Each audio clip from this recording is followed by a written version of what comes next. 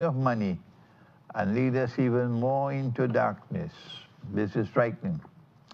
The blockchain technology, which is behind it, although it is a truth machine, which we Muslims can take advantage of for bringing some level of honesty to the current system of money, but we can only do so with the help of precious metals, something like crypto, which is backed by real silver or gold for each area. And as the value of the silver goes up, the value of the issued token will go up. And with the buyback program, people can change the silver for a token or vice versa, redeem it.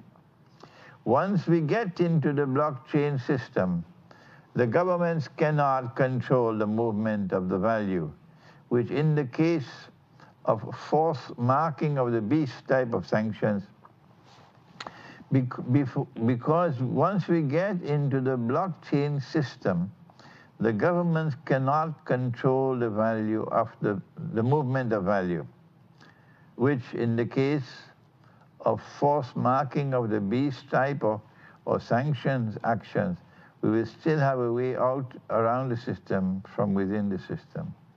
I'll be happy to talk to you more to help in this area if you find it correct. Next year, he says, Mexico will bring silver bullion as an accepted store of value for direct purchases. Things are about to change, but we humans will win this round, inshallah. Banks are closing accounts for those who are involved with cryptocurrencies in order to limit access for ordinary people. So when the time comes, they can dominate this too with their own type of cryptocurrencies. But soon Russia and Iran will adopt cryptocurrency to avoid sanctions. And goodbye to bad rubbish. Oh, now I'm understanding why Russia is adopting cryptocurrencies in order to get around sanctions, economic sanctions imposed by the European Union and the United States and so on. And Putin will punish those who deserve to be punished. It's an honor to help, Sheikh. Anytime to send me an email, have a good day. Okay, what is important in this comment is, number one, that the power of the blockchain system. I don't understand the blockchain system. It's beyond me. I don't have that competence. This technology, blockchain technology, someone will have to explain it to me. Maybe when we have our session on next week, the brainstorming session, someone might come to the session and explain to us the blockchain technology with which the cryptocurrencies will now be working. We as scholars of Islam, we have the solid knowledge of the Quran and the Sunnah and so on. You have to come with your expertise of modern technology, electronic technology and so on, and you have to educate us so we can then apply that knowledge to what the Quran has to say. What is important here is that next year, Mexico will allow silver to be accepted as a store of value. In other words, Mexico is going to allow silver to become legal tender. And you can use silver for direct purchases, for buying and selling. That I would like to commend to Pakistan.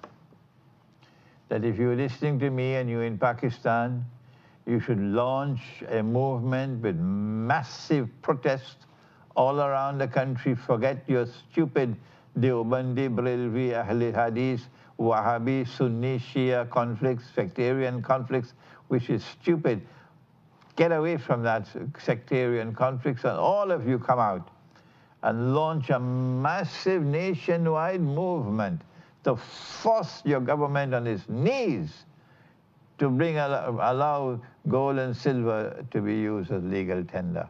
Once you have succeeded in that, you're on your way to saving Pakistan.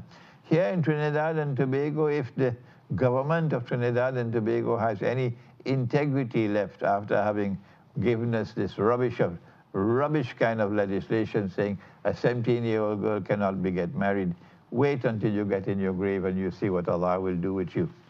If this government has any integrity left, they can also do the same thing, namely allow gold and silver to be used as legal tender and defy the IMF. I hope that Mexico will do the same thing. Another email from Canada while we're waiting for your calls. This one is from Canada. He says that in Canada, for some time now, cash has been frowned upon, mostly by the younger generation. People don't want to use cash anymore. And everyone prefers credit cards.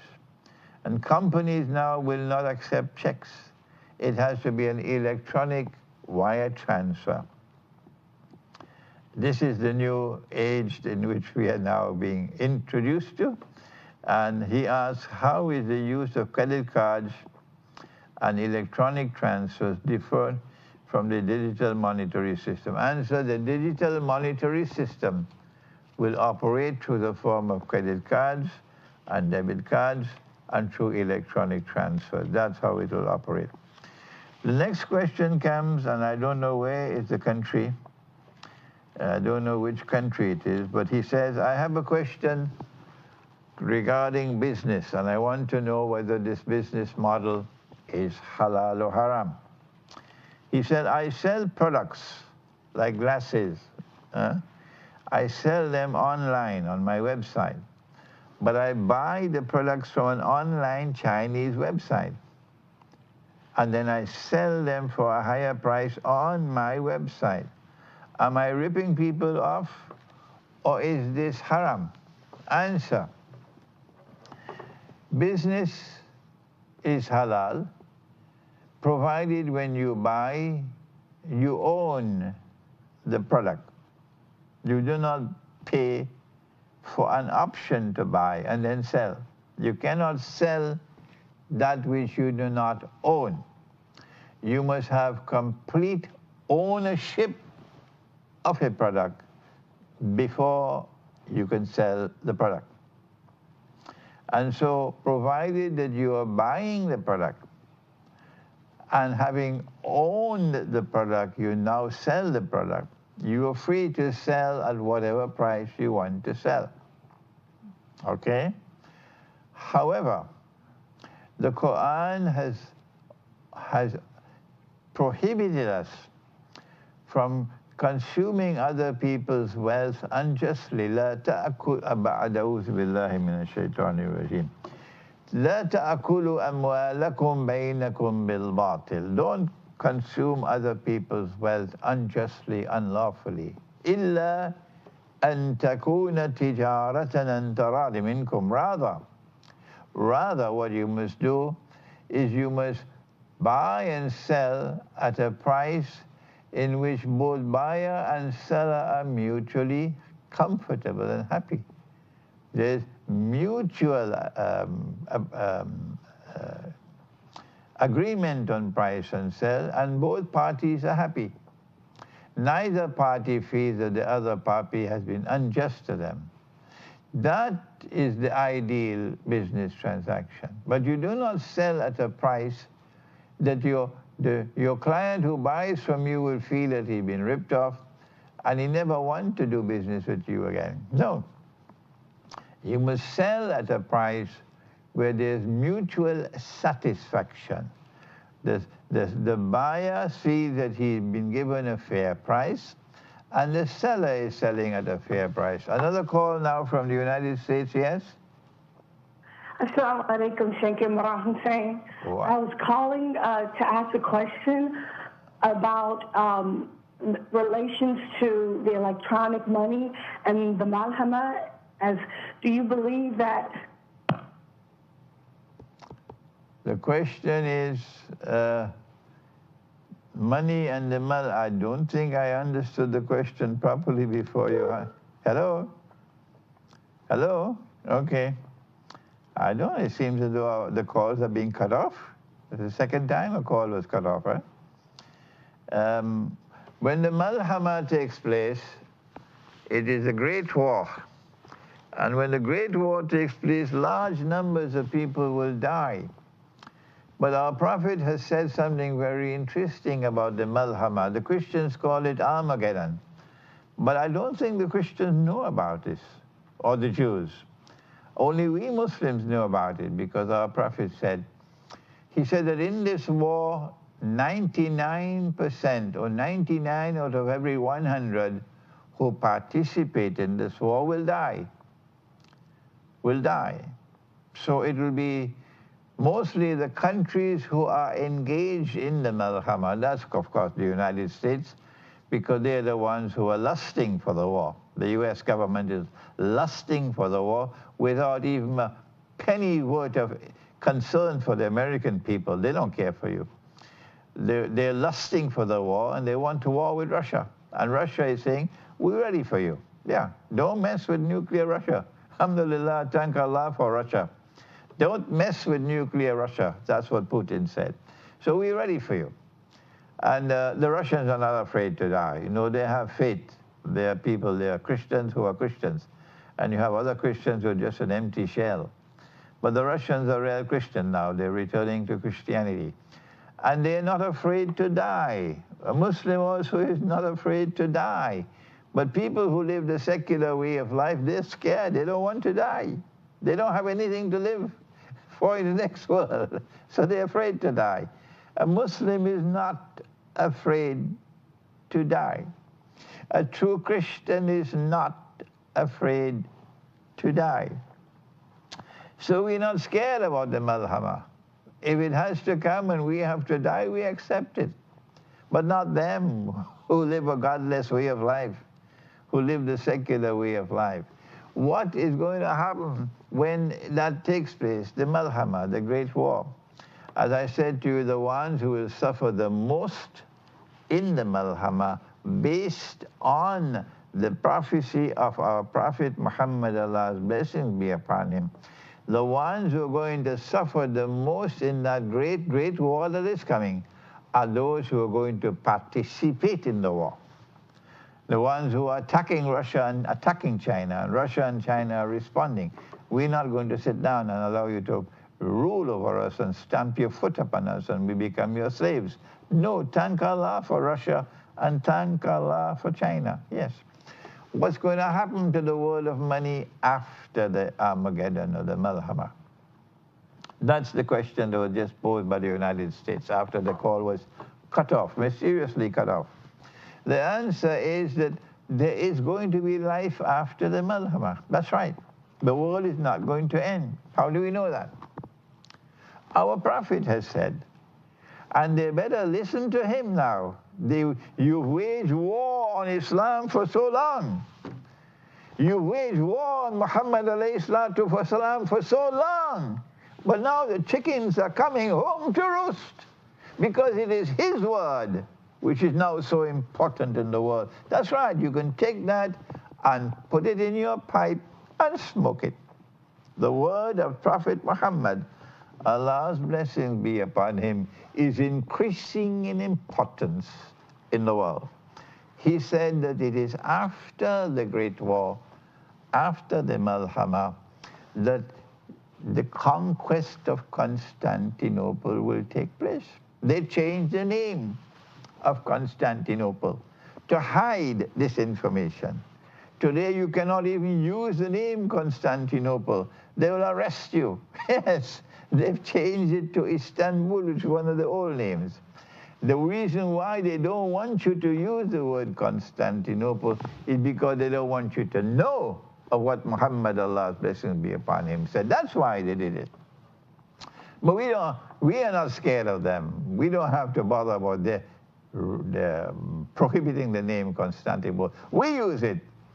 That the conquest of Constantinople will take place after the Malhama, after the Armageddon.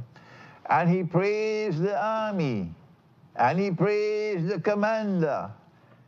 He says, لَتَفْتَحَنَّ الْقُنْسْتَنْتِنِيَّةِ وَلَنِعْمَ الْأَمِيرُ آمِرُهَا وَلَنِعْمَ الْجَيْشُ ذَلِكَ الْجَيْشُ. These are his words. He praised the army, he praised the commander that will conquer Constantinople. So there is life after the malhama. Once there is life after the malhama, there will be need for buying and selling, so there will have to be money after the Armageddon, yes. What kind of money will survive after the Armageddon? Answer, we who follow the religious way of life, whether you be Hindu or Christian or Jew or Muslim or Buddhist, if you follow the religious way of life, after the Malhama, you would know it is your gold and silver coins, land and animals which will store value for you, okay? But I'm sure that Pax Judaica, after the Malhama, would always have some form of digital money still stored up to be used to maintain their supremacy in the world. But even that digital money after the Malhama will disappear eventually, because as I have explained many times, United States of America, I hope you're listening, that after the Dajjal becomes the ruler of Israel, that Israel must be using gold and silver coins as money. Otherwise, no Jew will accept Dajjal as the Messiah. Okay? Let's get back to our questions. He says, I'm selling glasses online. I buy them from a Chinese website and I sell them at a higher price. You're allowed to sell at a higher price, provided that both buyer and seller have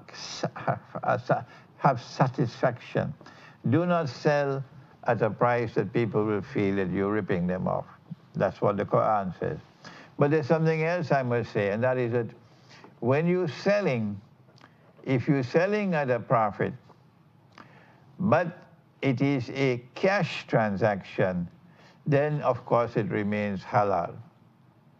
But if you're selling and you're selling on credit, and your credit price is higher than your cash price, meaning I'm selling this product for 1 dinar cash, but if you want to buy it credit, it'll be 1.5 dinar. No, the difference between the cash price and the credit price would be riba, but Islamic banks don't know that. They call it murabaha, and it is taken straight out of a garbage bin, a stinking garbage bin, their form of murabaha. They should be ashamed. They're trying to throw dust in our eyes, and they think we are a bunch of fools. That's what the Islamic banks do. And the Muslim Credit Union here in Trinidad? No. Brothers, listen to me. Credit price and cash price must be the same. If credit price is higher than cash price, then we say money has time value. I have to wait for my money, so you should pay something more. No, money cannot increase over time, you fool. If the credit price is higher than the cash price, the difference between the two is riba. And riba is a big sin. Nabi Muhammad ﷺ will curse you. And if you have the curse of a prophet upon you, you could perform salat, it not be accepted. If you have the curse of a prophet upon you, you could make hajj, it won't be accepted. You can give charity, it won't be accepted. Whatever you do, it won't be accepted once you have the curse of a prophet upon you. And if you engage in riba, our prophet has cursed you. Now then, this is from United Kingdom, Britain, and it is on Gog and Magog. I think we should leave that for the time being, Gog and Magog. Another question on paper money, it seems as though this is also from Britain. He says there was a time when bank notes were promissory notes, and the opinion is that it is haram to use paper money as a medium of exchange, since it's a sale of debt or a sale of product before the receipt of it, by qabla.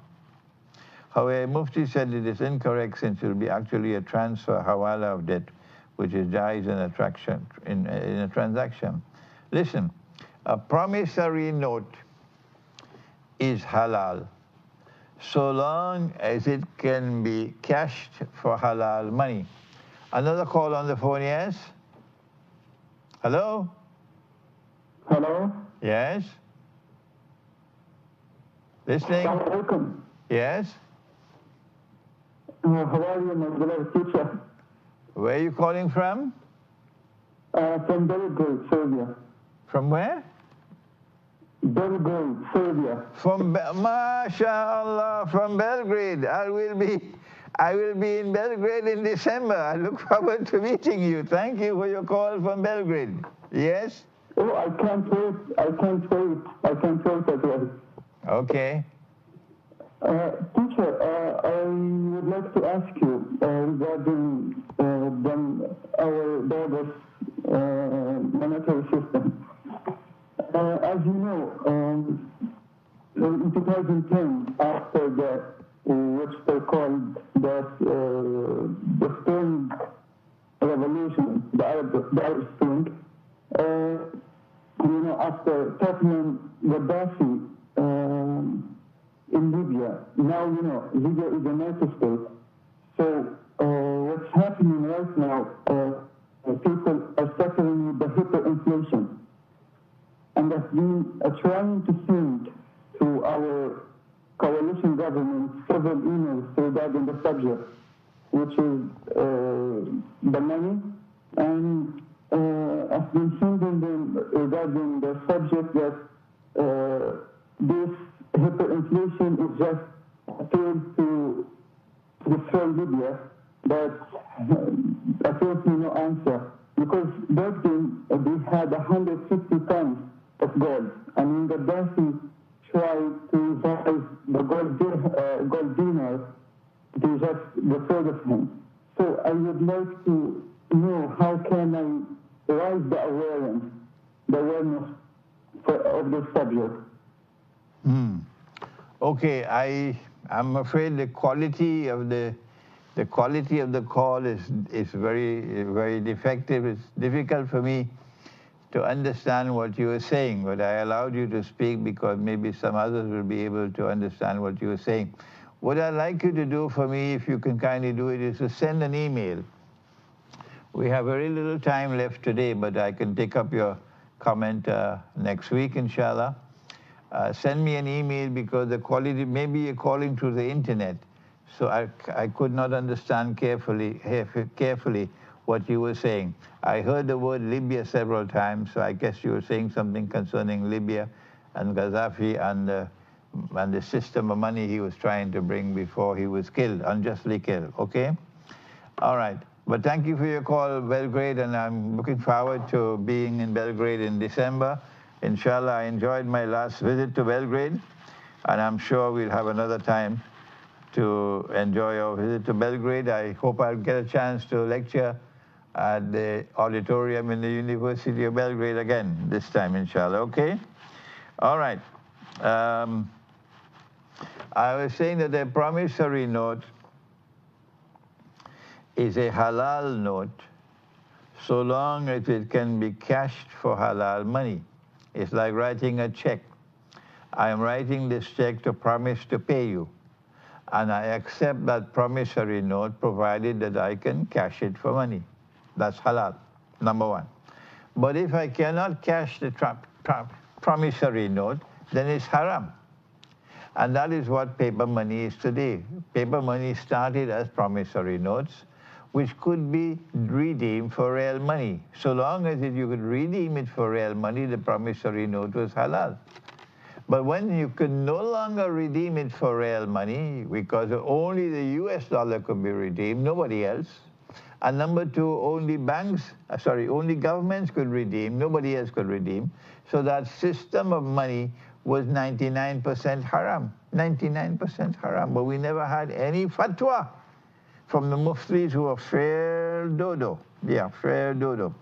Secondly, if it is possible to redeem a promissory note for money, it has to be real money. It cannot be paper money.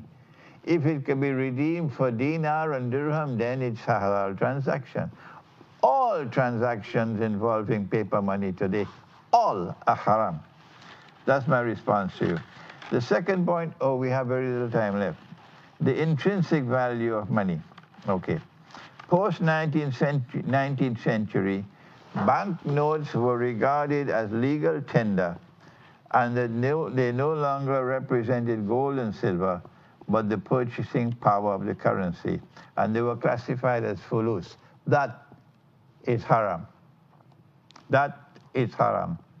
When you get your knowledge from the Quran and you get your knowledge from the Sunnah, you will know that the only money which is halal is money with intrinsic value.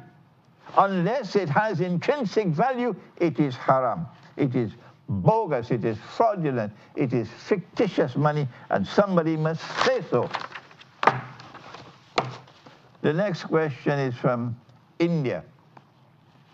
Now we probably have to take this a little later. Sweden. Sweden says,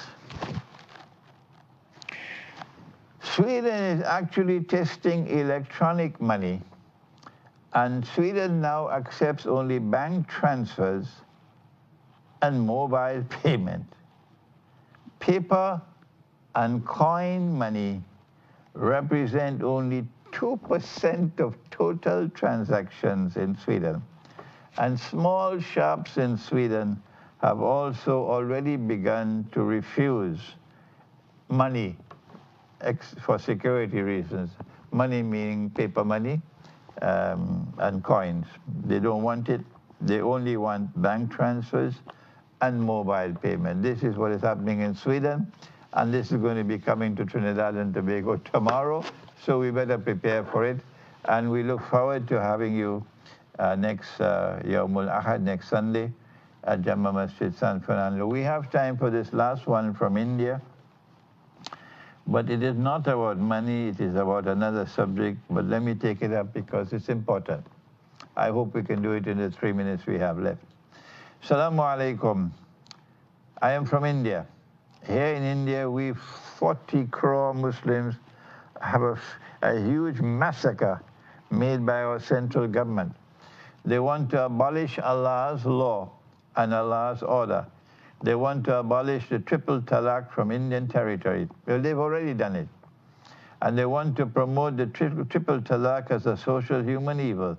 If you see the Indian media this time, then more clearly you can visualize the situation. Our request for you is for your help, our Indian Muslim Law Board, by giving the evidence in favor of triple talaq, because the Maulanas of India are fully dumb. They only read Quran and Sunnah, Hadith, but they're not capable like you, by the way. You look at the eternal meaning of every page of the Quran. Sir, you have to do it immediately before the Supreme Court makes a law against triple talaq. You have to publish it on YouTube and other social media so every Indian should know the truth behind it. Answer. And in the Quran, Allah says that talaq or divorce is permitted twice. At-talaqu marratan. The meaning of that is that if you divorce, Allah is happy that a divorced couple should remarry. That makes sense, doesn't it? Tell me. That a divorced couple with children and they should be allowed to remarry, it makes sense. Allah permits it. And if you remarry and then you divorce again and you want to remarry, Allah permits it a second time. It is in this context of understanding that Allah permits divorce twice and remarriage twice that we must consider the subject of triple divorce, but we don't have the time. We run out of time. Inshallah, next week we'll take up that hadith about triple divorce. Thank you. Wassalamu alaikum wa rahmatullahi wa barakatuh.